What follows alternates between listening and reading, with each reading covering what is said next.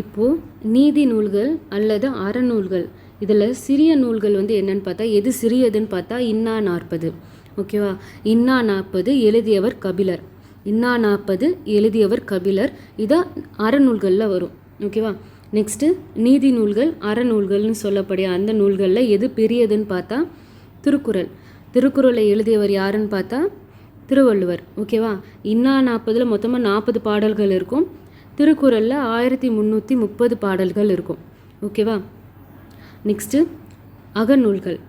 அகநூல்களில் சிறியதுன்னு பார்த்தா car 40. Okay, அகநூல்களில் சிறியது வந்து கார் 40. இது எழுதியவர் வந்து கண்ணன் குத்தனார். ஓகேவா? இது எழுதியவர் வந்து கண்ணன் குத்தனார். மொத்தமாக 40 பாடல்களை உள்ளடக்கியது தான் இந்த கார் 40ன்னு சொல்லக்கூடிய அகநூல். ஓகேவா?